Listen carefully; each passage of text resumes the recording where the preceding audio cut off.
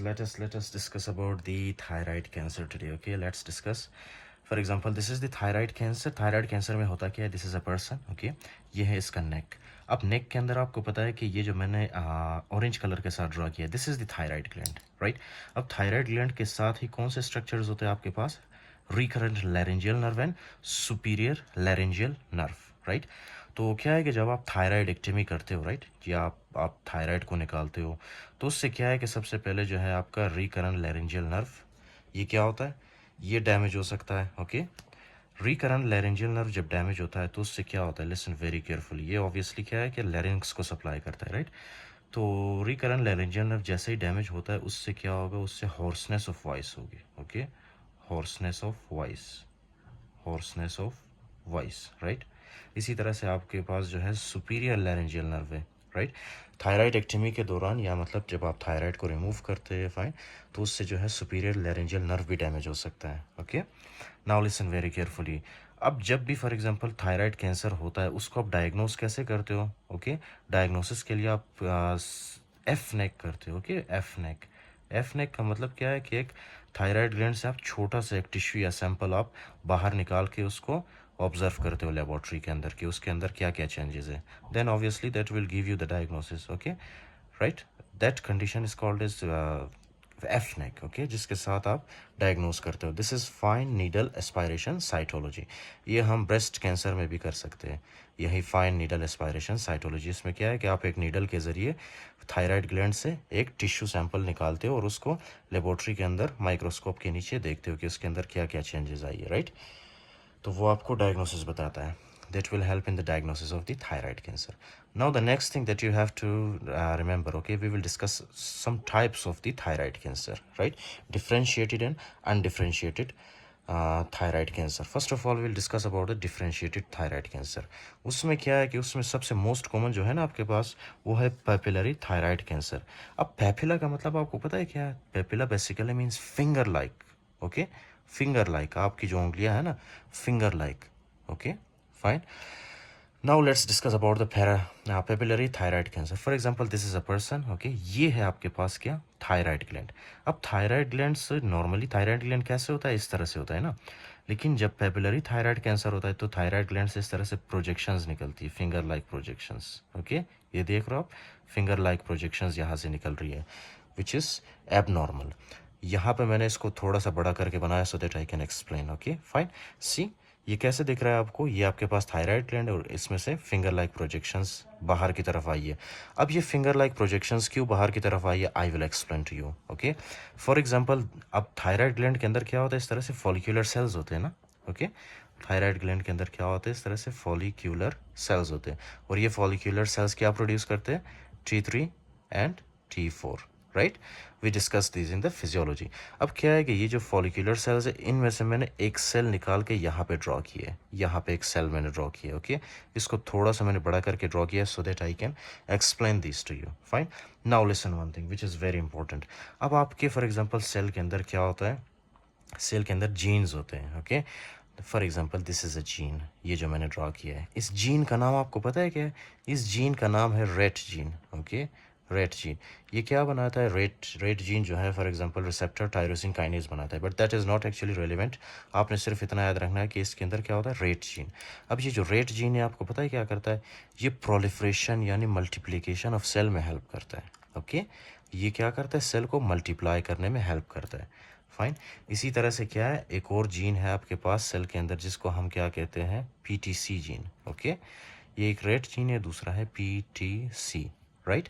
अब क्या होता है कि जब पेपिलरी थायराइड कैंसर होता है ना, इसमें सिर्फ आपने इतना याद रखना है कि ये दोनों मिक्सअप होते हैं.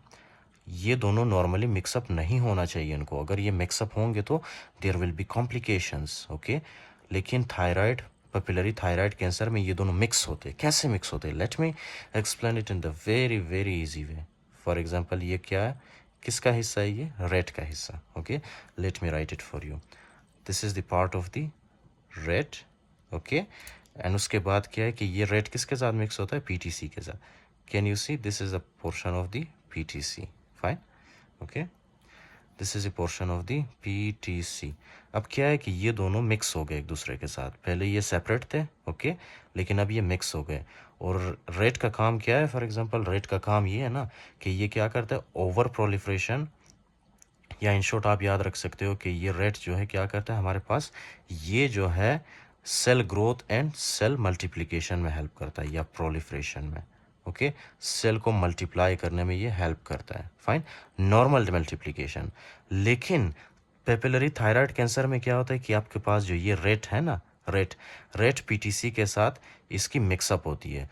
मिक्सअप होने के बाद एक नया जीन बनता है, जिस जो एक म्यूटेंट जीन है, ओके, म्यूटेंट जीन बनता है, ओके। म्यूटेंट जीन बनने के बाद क्या है कि ये जो जीन है ये क्या करता है, सेल की ओवर प्रोलिफ्रेशन करना स्टार्ट कर देता है, ओके, राइट। फॉर एग्जांपल अगर 24 घंटे के अंदर आपके पास एक सेल बने, ओके, आफ्टर 24 आवर्स क्या होता है, अगर एक सेल बनता है ना, तो म्यूटेशन जब होती है सेल के अंदर, तो उससे क्या है कि आफ्टर 24 आवर्स हो सकता है कि 4 सेल बने, 8 सेल बने, इसी तरह से 16 सेल बने, राइट। तो क्या है कि ओवर प्रोलिफ्रेशन होती है, मल्टीप्लिकेशन जो है आउट ऑफ कंट्रोल हो जाता है। जब आउट ऑफ कंट्रोल मल्टीप्लिकेशन होता है तो उसको हम क्या कहते हैं, म्यूटेशन या पेपिलरी थायराइड कैंसर, फाइन। और ये किस वजह से होता है, रेट जीन जब म्यूटेट होता है, रेट जीन के म्यूटेट होने की वजह से, फाइन। इसी तरह से आपके सेल के अंदर एक और जीन है जिसको हम क्या कहते हैं, BRAF, okay. For example this is another gene, okay, the name of this gene is BRAF, okay, fine, BRAF. अब ये जो ब्राफ है, ब्राफ क्या है कि कभी कभी ये ब्राफ म्यूटेट हो जाता है, fine, these will become mutant, okay, और there will be mutation of the BRAF gene. अब ब्राफ जीन आपको पता है क्या करता है, ब्राफ जीन भी बिल्कुल रेट जीन की तरह ये क्या करता है, सिर्फ सेल प्रोलिफरेशन या सेल मल्टीप्लिकेशन में हेल्प करता है, सेल मल्टीप्लिकेशन, राइट। अगर आपने इसको म्यूटेट किया तो सेल मल्टीप्लाई तो करेगा लेकिन अनकंट्रोलेबली मल्टीप्लाई करेगा, राइट। नॉर्मली अगर ब्राफ जीन ने फॉर एग्जांपल 2 सेल बनाने, ओके, तो इसमें जब म्यूटेशन होती है so it will lead to formation of a lot of cell, okay, many cells, 10 cell, 20 cell, 30 cell, 40 cell, जिसकी वजह से क्या होगा, नियोप्लाज्म या कैंसर डेवलप होगा, फाइन। और ये जो कैंसर्स होते हैं they are malignant cancers, fine, ये फैल जाते हैं, ओके। अच्छा जी, so this is what we discussed, okay, till now. And okay, let me explain these now कि ये जो म्यूटेशन होता है तो ये फिंगर लाइक प्रोजेक्शंस कैसे बनते हैं। For example, first of all you have to understand one thing, okay, कि for example this is the thyroid gland के follicle. This is a follicle of the thyroid gland, right? Let me draw this for you so that you should understand easily, okay, right? This is the thyroid gland follicle that I am drawing, okay, right? ये देख रहे हो आप, ये इस तरह से बनता है। So what is the normal function, for example what is the normal structure of the thyroid follicle, ये आपके पास क्या है, थायराइड फॉलिकल, राइट। लेकिन जब ये म्यूटेट होता है, आपको पता है ये एक सेल जो है, मैंने आपको बताया था कि ये अनकंट्रोलेबली डिवाइड होता जाता है। यहाँ पे मैंने आपको मैकेनिज्म बताया था, ओके, ब्राफ म्यूटेशन होता है, रेट म्यूटेशन होता है, जिसकी वजह से क्या होगा, सेल मल्टीप्लाई करना स्टार्ट करेगा, ओके। अगर नॉर्मली फॉर एग्जांपल इस थायराइड फॉलिकल के पास कितने सेल्स है, 1 2 3 4 5 सेल्स है ना इसके पास, ओके। लेकिन जब म्यूटेशन होती है तो ये जो आपके पास थायराइड फॉलिकल है वो कुछ इस तरह से दिखने लगता है, ओके, इस तरह से दिखने लगता है। इस तरह से जब ये दिखने लगता है तो इसके अंदर कितने सारे फॉर एग्जांपल सेल्स होते हैं, 1 2 3 4 5 6 7 8 9 10 11 12 13 14 15 16 17 18 19, ये मैं आपको समझाने के लिए बता रहा हूँ, ओके, राइट। तो क्या है कि सेल के नंबर जो है क्या होते हैं इसमें, इंक्रीज होते हैं। जब सेल का नंबर इंक्रीज होता है तो जाहिर सी बात है ये जो इसके पास एक शेप है, ये शेप भी क्या होता है, चेंज होता है, इस तरह से बन जाता है शेप, ओके, फाइन। अब जब इस तरह से शेप बनता है तो ये शेप अगर फॉर एग्जांपल इसी सेल को आप इधर प्लेस करोगे, राइट, तो ये क्या है कि ये जो सेल है ये क्या करेगा, ये इस तरह से ये फॉलिकल थायराइड ग्लैंड को पुश करेगा आउटसाइड, जिसकी वजह से क्या बनेगी, पेपिला बनेगी, fine, right. You must remember one more thing, ये जो सेल्स होते हैं ना, इन सेल्स के अंदर आपको पता है क्या है, इन सेल्स के अंदर जो है प्रोटीन और डीएनए की कंसंट्रेशन या तादाद बहुत ही कम होती है। प्रोटीन भी कम है और डीएनए भी कम है, राइट। प्रोटीन एंड डीएनए जब कम होता है सेल के अंदर तो क्या होता है उससे, you must remember one thing, okay, protein और डीएनए जब कम होता है सो इसमें आपको जब आप फॉर एग्जांपल माइक्रोस्कोपी के थ्रू देखते हो या हिस्टोलॉजी में, राइट, आपको क्या नज़र आएगा, orphan any I, okay, orphan any I. अब ऑर्फन एनी आई क्या है, late me explain this for you. Orphan any जो है ना, ये कार्टून का करेक्टर है, राइट। ये कार्टून था, ओके। उस कार्टून में जो है एक करेक्टर है, उस करेक्टर का जो फॉर एग्जांपल उस करेक्टर की जो आंखें हैं, जब आप उसकी आंखों को देखते हो, राइट, उसमें क्या है कि उसकी आंखों में जो है बिल्कुल एम्प्टी है। उसके आंखों में फॉर एग्जांपल एक नॉर्मल पर्सन की आंखें किस तरह होती है, late me explain it for you. For example उसकी आंखों में जो है इस तरह से एक ब्लैक कलर का होता है, राइट, आयरिस वगैरह होता है।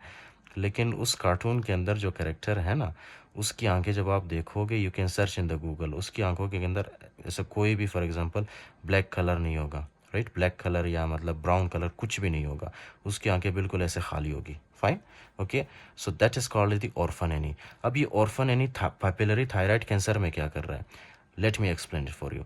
जब आप फॉर एग्जांपल ये जो कैंसरस सेल्स हैं, कैंसरस सेल्स के अंदर जब आप देखते हो ना, कैंसरस सेल्स के अंदर जो है आपको प्रोटीन और डीएनए बिल्कुल नज़र नहीं आते, क्योंकि इनकी कॉन्सेंट्रेशन बहुत ही कम होती है, नेग्लिजिबल होती है, राइट।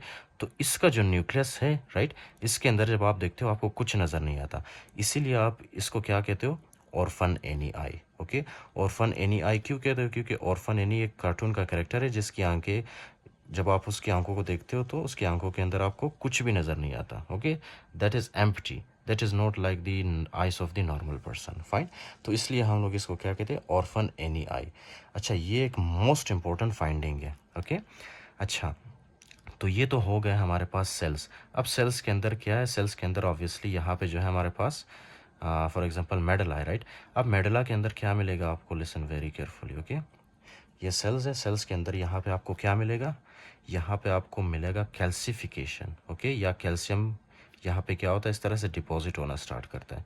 अब ये कैल्शियम किस तरह से डिपॉजिट होता है, इस तरह से एक राउंड शेप बनाता है, ओके, इस तरह से एक राउंड शेप बनाता है। इसको हम क्या कहते हैं, कॉन्सेंट्रिक कैल्सिफिकेशन, ओके। इसको हम क्या कहते हैं, concentric, okay, concentric calcification. Concentric का मतलब क्या है कि ये इस तरह से एक राउंड फिगर बना रहा है, ओके, इस तरह से एक राउंड फिगर बना रहा है, ओके। और ये किस वजह से बन रहा है, कैल्शियम की डिपोजिशन की वजह से। So these are the most important findings. अब ये जैसे ही आपको दिखे ना कॉन्सेंट्रिक कैल्सिफिकेशन, इसको क्या कहते हैं, इसको कहते हैं समोमा बॉडीज, ओके, समोमा बॉडीज, राइट।